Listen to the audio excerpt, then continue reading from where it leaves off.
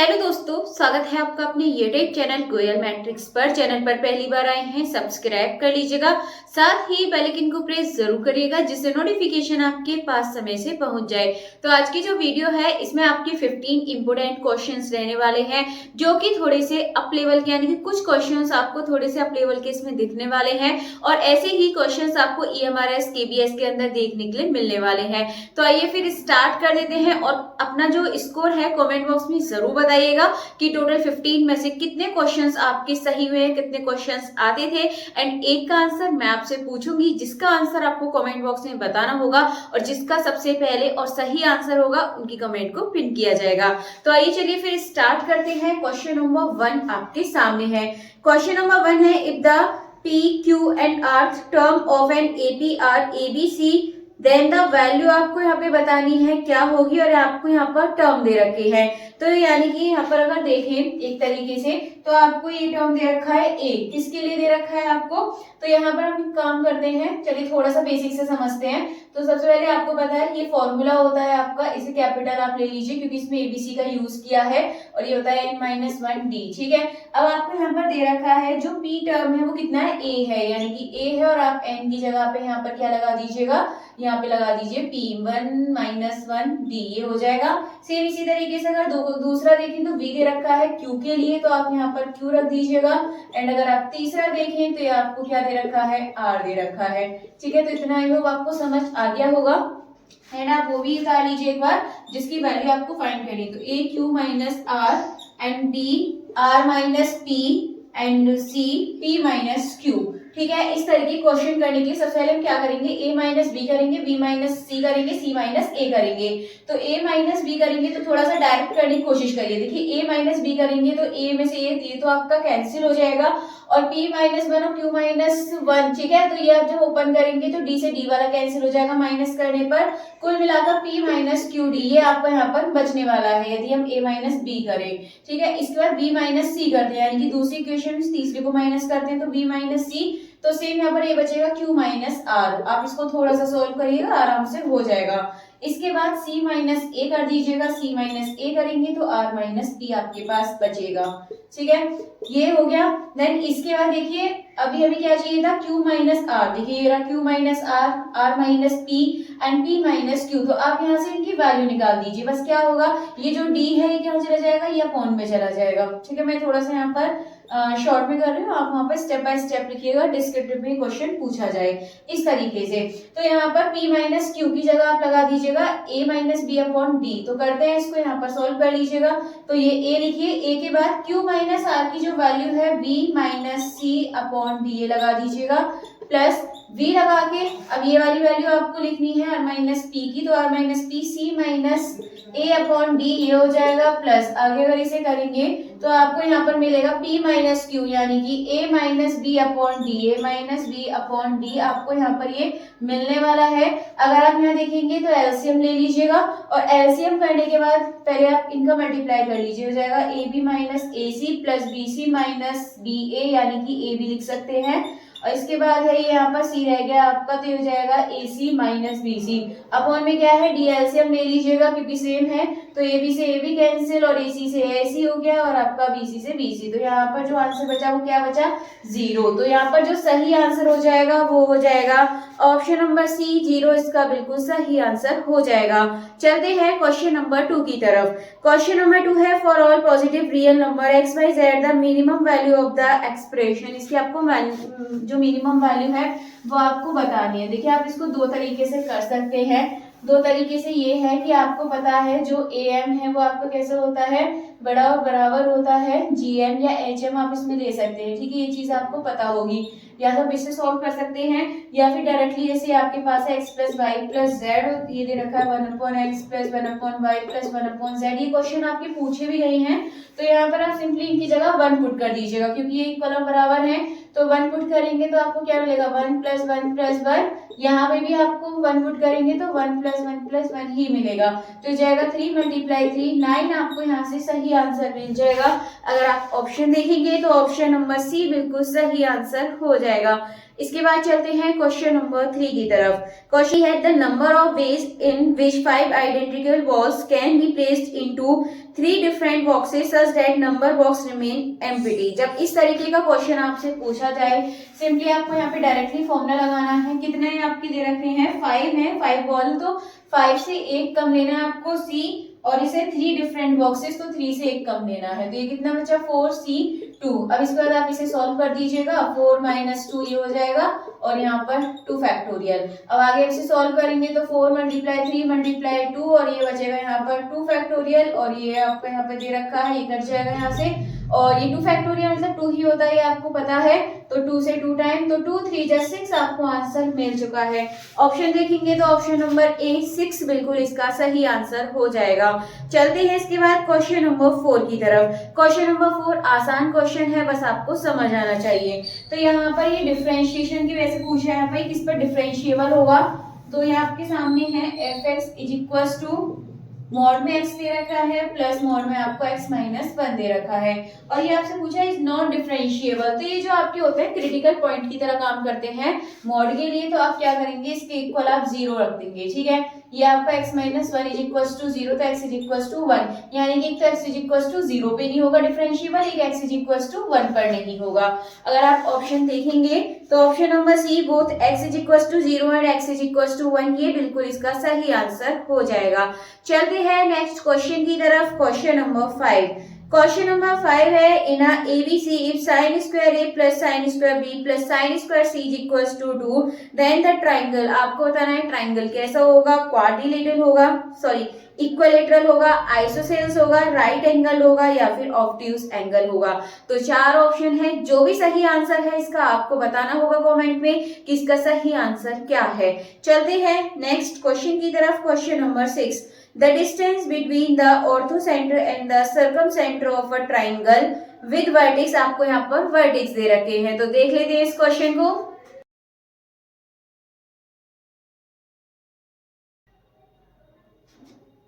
सबसे पहले यहाँ पर एक ट्राइंगल बनाएंगे, क्योंकि राइट हमें पता चल रहा है, एक पॉइंट आपको 0,0 दे रखा है, और अब दूसरा इधर ले लीजिए 4,0 और ये हो जाएगा 0,3। सबसे पहले हम इस हाइपोटेन्यूज का मिड पॉइंट निकालेंगे, तो मिड पॉइंट के लिए आपको पता है 4 + 0/2 होगा, आपको यहाँ से हो जाएगा 2, और आप इसको करेंगे 0 + 3/2, तो यहाँ से 2 से 3 को डिवाइड करेंगे 1.5 आपको यहाँ से मिल जाएगा। देन इसके बाद आप देखिए क्या करना है, ये आ गया आपका 2, 1.5। अब आपको इसके साथ यहाँ से निकाल देना है, ठीक है। ये मिड पॉइंट आ गया है आपका 2, 1.5। अब इसके बीच की डिस्टेंस आप निकाल दीजिएगा, तो ये क्या हो जाएगी, यहाँ पर ये हो जाएगा 0 - 2 का स्क्वायर, और ये हो गया दूसरा आपका 0 - 1.5 का स्क्वायर। अब आपको पता है 2 का स्क्वायर 4 हो जाएगा, 1.5 का स्क्वायर करेंगे 2 2 5 होता है, तो यहाँ पर इस तरीके से आपको मिल जाएगा, और इसको आप प्लस करेंगे तो 6.25 ये आपका यहाँ से आ गया, और आपको पता है ये किसका स्क्वायर होता है, 25 का, पॉइंट है तो 2.5 का हो जाएगा। आंसर आपको यहाँ से मिल चुका है। यदि आप ऑप्शन देखेंगे तो ऑप्शन नंबर ए इसका बिल्कुल सही आंसर हो जाएगा 2.5 यूनिट्स। तो डिस्क्रिप्टिव वे में भी आप इसको अच्छे से कर सकते हैं। इसके बाद चलते हैं नेक्स्ट क्वेश्चन की तरफ। नेक्स्ट क्वेश्चन है क्वेश्चन नंबर 7। क्वेश्चन नंबर 7 है if x is a Poisson random variable such that px = 1 px = 10 the variance of x बताना, और आपको ये दोनों इक्वल दे रखे हैं। फॉर्मूला इसका याद होना चाहिए, तो इसको आप आराम से कर सकते हैं। तो यहाँ पर हम देखेंगे तो एक तरीके से ये k की वैल्यूज दे रखी हैं, यानी कि ये दे रखा है आपको 1 और ये दे रखा है आपको k = 2। हम यहाँ पर रखेंगे, आप इसको k ले लीजिएगा, तो यहाँ पर देखिए आपको याद होना चाहिए फॉर्मूला क्या होता है, की पावर माइनस लैम्डा इंटू ये होता है आपका लैम्डा की पावर k/में k फैक्टोरियल। अब इक्वल है तो आप सेम चीज यहाँ पर लिखेंगे, लेकिन आपको ध्यान रखना है इस k की जगह आपको 1 रखना है, इस k की जगह आपको 2 रखना है। तो ये तो आपका कैंसिल हो जाएगा, तो ये लैम्डा की पावर k यानी कि यहाँ पर रखेंगे 1 फैक्टोरियल, और ये हो जाएगा लैम्डा की पावर 2/2 फैक्टोरियल। एक लैम्डा यहाँ से कैंसिल हो जाएगा, तो बचा लैम्डा = 2 फैक्टोरियल। तो 2 फैक्टोरियल की वैल्यू आपको पता है 2 होती है, तो आंसर आप देखेंगे तो ऑप्शन नंबर बी 2 इसका बिल्कुल सही आंसर हो जाएगा। इसके बाद चलते हैं नेक्स्ट क्वेश्चन नंबर 8 की तरफ। क्वेश्चन नंबर 8 है a cone a hemisphere and a cylindrical stand on equal basis and have the same height the ratio of their volume, तीनों का रेशियो बताना है। तो पहले किसकी बात की गई है, कौन, ठीक है, पहले किसकी बात की गई है, कौन की। देन इसके बाद बोला गया है हेमीस्फीयर को लेकर, ठीक है, हेमीस्फीयर ये आपको यहाँ पर दे रखा है। देन इसके बाद यहाँ पर सिलेंड्रिकल दे रखा है, तीन चीज है। और यहाँ पर ये एक ही बेस पर है, अगर हम यहाँ पर इसका ऐसे बनाएं तो इस तरीके से बनेगा, यहाँ पर बेस एक ही है, कौन है, सबसे पहले आप इसको कौन बना दीजिएगा। हेमीस्फीयर का मतलब है सेम हाइट का है, तो इस तरीके से हेमीस्फीयर बन रहा है। सिलेंड्रिकल यानी कि इतनी ही डिस्टेंस पर कुछ इस तरीके से थोड़ा टेढ़ा बन गया है, इस तरीके से यहाँ पर ये आपको सिलेंड्रिकल ये बनने को दिखेगा यहाँ पर इस तरीके से, ठीक है। तो एक पर एक ही बेस पर है ये तीनों, और इनका यहाँ पर बताना है आपको वॉल्यूम का। तो कौन की वैल्यूम क्या होती है, 1/3 पाई आर स्क्वायर एच, रेशियो लगा के चल लीजिए। हेमीस्फीयर का क्या होता है, 2/3 पाई आर क्यूब। देन इसके बाद सिलेंड्रिकल का देखिए तो होता है पाई आर स्क्वायर एच। अब देखिए याद रखिएगा ये आर है और ये आर होता है, तो ये भी आपका कैसा होगा, आर होगी जो हाइट होगी। तो एच की जगह पे आप क्या रख दीजिएगा, आर रख दीजिएगा। तो यहाँ पे रख देंगे 1/3 पाई, ये हो जाएगा आर क्यूब, और ये हो जाएगा 2/3 पाई आर क्यू, और ये आपको यहाँ पर एच आर रखेंगे तो पाई आर क्यू एच, ये हो जाएगा। आप देखेंगे तो इस तरीके से आप इसका कट कर सकते हैं, और ये हो जाएगा पाई से पाई यहाँ पर कट। तो यहाँ पर एच तो हमने खैर यहाँ पे आर लिख दिया था, तो क्या बचा, आप देखेंगे यहाँ पर 3 और यहाँ पर भी आप 3 बना लीजिएगा, ठीक है, जिससे 3 कट जाए। तो आप देखेंगे यहाँ पे क्या बचा, 1, यहाँ क्या बचा, ऊपर 2 और यहाँ पर बचा 3। तो ये रेशियो आपको यहाँ पर मिल चुका है 1 to 3। ऑप्शन देखेंगे तो ऑप्शन नंबर ए 1:2:3 ये इसका बिल्कुल सही आंसर हो जाएगा। चलते हैं नेक्स्ट क्वेश्चन की तरफ। नेक्स्ट है question, if the point a, 0, 0, v and 1, 1 are collinear, then आपको वैल्यू बतानी है। तो चलिए स्टार्ट करते हैं, इस क्वेश्चन को भी देख लेते हैं। तो ये है a, 0, आगे रखा है आपको 0, b एंड नेक्स्ट है 1, 1। अब आपको बताना है 1/a प्लस 1/b ये किसके इक्वल होगा। तो यहाँ पर ये क्वेश्चन है आपके सामने। तो यहाँ पर इसके इक्वल आप देखने के लिए कॉलिनियर आपको दे रखा है। तो x1 ये है x2 और ये है x3, ये है y1 y2 y3। आपको पता है कॉलिनियर के लिए क्या होता है, x1 और आप यहाँ पे लगाइएगा x2 और इसके बाद देखिएगा x3 और यहाँ पे इक्वल 0 रखिएगा। यहाँ होता है x1 के बाद x2 मतलब y2 माइनस y3 और ये होता है y3 minus y1 y1 minus y2। अब यहाँ वैल्यू रखिए, x1 यानी कि a रखेंगे, y2 का मतलब b माइनस y3 का मतलब हो जाएगा 1 प्लस x2 देखिए इसमें 0 है तो हम इस टर्म को करेंगे नहीं क्योंकि पूरा 0 हो जाएगा। आगे देखेंगे x3 तो ये है 1, y1 का मतलब हो जाएगा 0 माइनस y2 का मतलब हो गया v, इक्वल रखिए 0 तो ये जाएगा ab माइनस a प्लस ये हो जाएगा माइनस का b हो जाएगा क्योंकि तो 0 है। तो आगे सॉल्व करेंगे तो ab is equal to a plus B आपको प्लस का मिलेगा। तो यहाँ पर आप क्या करेंगे a प्लस बी, ये जो ab अपॉन में आ जाएगा और यहाँ पर बचेगा 1। अब आप इसको अलग अलग लिख दीजिएगा, अलग अलग लिखने पर आपको ये मिलेगा। तो यहाँ पर आप देखेंगे तो v और ये से कैंसिल, तो यहाँ मिल रहा है 1/b और 1/a इक्वल में क्या मिलेगा आपको 1। यदि आप ऑप्शन देखेंगे तो जो ऑप्शन नंबर बी है 1 इसका बिल्कुल सही आंसर हो जाएगा। चलते हैं अगले क्वेश्चन की तरफ, क्वेश्चन नंबर 10। देखिए क्वेश्चन नंबर 10 जो है वो लिमिट का क्वेश्चन है और ये आसान क्वेश्चन भी है। तो इस क्वेश्चन को आप करिएगा कि इसका सही आंसर क्या है बताइएगा। एक क्वेश्चन मैंने पहले ही पूछा है तो उसका आंसर भी आप बता दीजिएगा। नेक्स्ट है question number 11, y is equal to e की पावर mx आपको दे रखा है और y2 आपको इसमें निकालना है। देखिए आसान क्वेश्चन है, इसको देख लेते हैं, तो आप भी कर दोगे बट इसको मैं करा देती हूँ। तो ये है y is equal to e की पावर mx आपको दे रखा है। तो y2 आपको निकालना है, तो y2 के लिए मतलब 2 बार इसका डिफरेंशियल करना है। तो y1 निकालेंगे तो e की पावर mx और mx का हो जाएगा m। y2 के लिए e की पावर mx का फिर से करेंगे m हो जाएगा और ऑलरेडी m है तो m स्क्वायर e की पावर mx। और आप थोड़ा ध्यान से देखेंगे तो जो e की पावर mx है ये किसके बराबर है, y के। तो यहाँ से आंसर आपको मिल चुका है m square y। Option number B m square y बिल्कुल सही आंसर है। इसके बाद चलते हैं नेक्स्ट क्वेश्चन नंबर 12 की तरफ। क्वेश्चन नंबर 12 है, in a circle of radius 5 centimetre the length of the chord which is a distance of 3 centimetre from the centre तो आपको जो कॉर्ड की लेंथ है वो बतानी है। तो इस क्वेश्चन को भी करेंगे। तो यहाँ पर आपको एक सर्कल दे रखा है और यहाँ पर एक कॉर्ड दे रखी है और ये बोला है कॉर्ड जो है वो 3 सेंटीमीटर दूर है और जो रेडियस है वो 5 सेंटीमीटर है। इस कॉर्ड की लेंथ बतानी है। आप ध्यान से देखेंगे तो ये कैसा बन रहा है, आपका राइट एंगल है। तो बेस निकालने के लिए हाइपोटेन्यूज के स्क्वायर में से इसको माइनस करेंगे यानी कि पाइथागोरस लगाएंगे।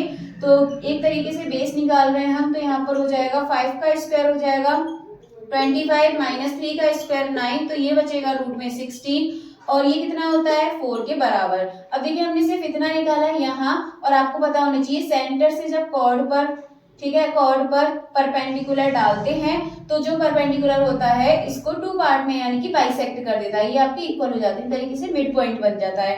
जब ये 4 आया तो ये भी 4 होगा, यानी कि यहाँ पर पूरा अगर कॉर्ड देखेंगे तो कॉर्ड कितनी हो जाएगी आपकी 2 × 4 यानी कि 8 आपको आंसर मिल जाएगा इनको प्लस करके। तो ऑप्शन यदि देखेंगे तो ऑप्शन नंबर सी 8 सेंटीमीटर बिल्कुल सही आंसर है। इसके बाद चलते हैं क्वेश्चन नंबर 13 की तरफ। क्वेश्चन नंबर 13 है the coefficient of correlation between x and y is 0.6, then the coefficient of correlation between 2x - 3 के बीच आपको कोरिलेशन बताना है। तो इस क्वेश्चन को देखिए आप डायरेक्ट करिएगा। तो क्या ले लेते हैं, यहाँ पर दे रखा है आपको 2x और मल्टीप्लाई में आपको लिखना है दूसरा क्या दे रखा है -3y, इनको फिर आप मॉड में लिख देंगे, ठीक है। अब इसके बाद देखिए जो कोरिलेशन दे रखा है उसको भी लिख दीजिए, कितना है 0.6 आपको दे रखा है। अब आपको क्या करना है 2 3 या 6xy हो जाएगा और ये मॉड से बाहर आएगा तो प्लस का हो जाएगा, तो 6xy मिलेगा मल्टीप्लाई होकर, और यहाँ से आप देखेंगे 1 टाइम ये माइनस है तो माइनस का 1 आपका कट जाएगा, माइनस का 1 में इसमें मल्टीप्लाई करेंगे, माइनस का 0.6 सही आंसर आ जाएगा। ऑप्शन यदि देखें तो ऑप्शन नंबर बी 0.6 माइनस का 0.6 ये बिल्कुल सही आंसर हो जाएगा। नेक्स्ट इसके बाद क्वेश्चन नंबर 14। क्वेश्चन नंबर 14 है the area of a sector निकालने के लिए आपको बताना है। तो रेडियस दे रखी है और आपको आर्क लेंथ दे रखी है 10 सेंटीमीटर। तो एरिया निकालने के लिए देखिए डायरेक्ट करेंगे, तो डायरेक्ट हम एरिया निकालेंगे किसका, सेक्टर का, ठीक है। एरिया ऑफ क्या निकालेंगे, एरिया ऑफ सेक्टर आपको निकालना है। तो डायरेक्टली आपको याद रखना है 1/2 मल्टीप्लाई रेडियस आपको दे रखी है और दूसरी आपको क्या दे रखी है, आर्क लेंथ दे रखी है। तो 1/2 ये कितना है 6 सेंटीमीटर और आर्क लेंथ है 10 सेंटीमीटर, इसे 2 से कैंसिल करेंगे 3 टाइम, तो 3 टाइम जा 30 सेंटीमीटर स्क्वायर, ये बिल्कुल सही आंसर हो जाएगा। चलते हैं नेक्स्ट, पहले इसका आंसर देख लेते हैं। Option number A 30 centimetre square ये बिल्कुल सही आंसर है। इसके बाद लास्ट क्वेश्चन है, आसान है, बस देखने में थोड़ा सा आपको हार्ड लगेगा। तो यहाँ पर आपसे बोला है ये है the sum of the coefficient in the expansion of, इनके कोफिशिएंट का सम, तो 1 + x - 3x स्क्वायर की पावर आपको दे रखी है 2163, इसका आपको कोफिशिएंट का सम बताना है। तो सिंपली पावर से कोई मतलब नहीं है, यहाँ देखिए इनके कोफिशिएंट ये कितना है 1, इसका कोफिशिएंट कितना है 1, ये है आपका -3, इनको सॉल्व करेंगे तो आंसर आपको -1 मिल जाएगा। ऑप्शन देखेंगे तो ऑप्शन नंबर सी -1 बिल्कुल सही आंसर हो जाएगा। तो चलिए जो आज के टोटल 15 क्वेश्चंस हैं ये आपके कंप्लीट हो चुके हैं। आई होप क्वेश्चंस आपको अच्छे लगे होंगे और आज मैंने थोड़ा सा लेवल भी बढ़ाया है क्वेश्चंस का। इसी तरीके से आपको डेली क्वेश्चंस देखने के लिए मिलेंगे। 2 के आंसर मैंने आपसे पूछे हैं, जिनका आंसर आपको कमेंट बॉक्स में बताना होगा और मैं उनकी कमेंट को पिन कर दूंगी। बाकी हमारी नेक्स्ट वीडियो में मिलेंगे और ये भी बताइएगा कि आपको ये वीडियो कैसी लगी।